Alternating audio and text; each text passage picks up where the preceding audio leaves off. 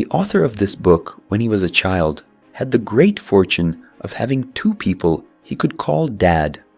One was his real father, a typical middle-class worker who graduated from college and worked for the government in a stable and good job, but who is called the poor dad because he faced financial difficulties after retiring. The other, actually, was his best friend's father, a somewhat unconventional dad who didn't even finish high school, but was an entrepreneur, already had some businesses, and who later became one of the richest people in the state of Hawaii. Kiyosaki received guidance from these two fathers, and he says that much of the wealth he has today is due to the lessons he learned, mainly from his rich dad. I didn't have that rich dad, and if you weren't born into the top 1% of the country, it's very likely you didn't either. So, let's learn from Kiyosaki. Luckily, he decided to write a book, which for me was one of the most important books I've read, and it's about these lessons that we'll discuss. We need to keep in mind that basically there are two ways to make money and two ways to lose it.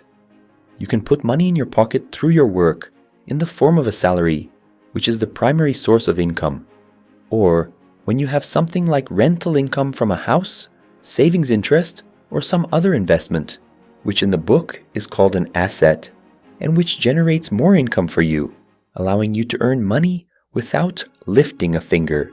Imagine people sitting on a couch, doing nothing, but earning money because they somehow invested their money in something that generates even more income. Wouldn't you like to be one of them? On the other hand, you run out of money when you have a lot of expenses, spending on food, health, education, or parties.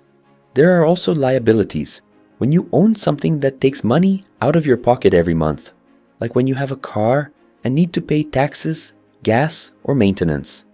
If you have a phone, you spend money on a plan. This generates even more expenses. These are relatively simple concepts, but differentiating between them is the first step that separates the rich from everyone else. In summary, the difference between an asset and a liability is that an asset puts money in your pocket, while a liability takes money out of your pocket. You need to know that money only amplifies the cash flow pattern in your mind. If your pattern is to spend everything you earn, as is the case for the vast majority of the population, the most likely outcome, and what I always see happening, is that an increase in available money will only result in an increase in expenses. If someone earns $1,000, they spend $1,000. If they earn $5,000, they spend $5,000, and so on. What's missing in education isn't knowing how to earn more money, but how to spend it, what to do after earning it. The lower class only has expenses, the rich cultivate assets, and the middle class buys liabilities, thinking they're assets. One of the most common financial pieces of advice I've heard in my life is this: save money and buy a house, or do like so-and-so, buy several rental properties and then stop working. But wait a minute, if I bought a house, would it be an asset or a liability? It depends. A house generates maintenance costs and some taxes. It only becomes an asset if what you earn from rent or its appreciation exceeds the costs of the liability. So, before giving this advice or taking this step, weigh the pros and cons and see if the house can truly be considered a good investment. I'm talking here, but so far I haven't answered the question: how do you get rich? To get rich and, logically, stay rich, you either need to be born very rich, or you need to know how to earn more than you spend, meaning you either need to earn more at work or increase your income by acquiring those famous assets. Follow me here. Imagine in a hypothetical situation, you work on a farm, plowing fields, and earn $5 an hour. You wake up in the morning and work for 8 hours, earn your $40, and go home happy. One day, you realize you're earning very little and decide, instead of working 8 hours, to work 12. And you're happy when your boss pays you $60, but even then, you still need more, so you work 16 hours a day to earn $80. There comes a point where either your body can't handle it or you run out of time. time is a limited resource. One of the best pieces of advice I've ever received is to always use it wisely. But what can you do to earn more money? You think hard and come up with an idea. You talk to your boss and say you don't want to earn by the hour anymore, but by the field plowed. He agrees, and then you call your unemployed friend to work with you, offering a lower salary than yours, which means you earn $1 for every hour your friend works. So if you work 8 hours, you end the day with your $40, but now you earn an extra $8 through your friend. If instead of calling one friend, you called 5, you'd earn an extra $40. That is, with the same time spent, you doubled your pay. Now, you can do more in less time.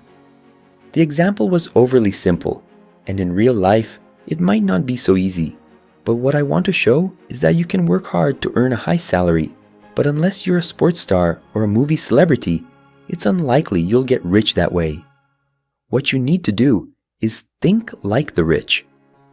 And how do the rich think? The rich work harder and harder to increase their column of assets. They use money to start businesses, invest, buy properties, and so on. Over time, they have a large amount of income generated without any additional effort. And that's when they start using money to buy the best cars, the best motorcycles, and other luxuries. Meanwhile, everyone else takes the opposite path. They care first or only about liabilities, meaning they want the best phones, the best cars, and pay fortunes for their homes.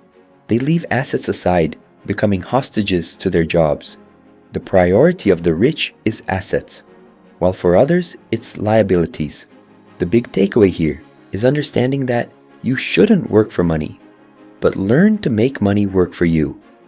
While I'm talking here, it might seem like I'm saying it's easy, but don't be fooled.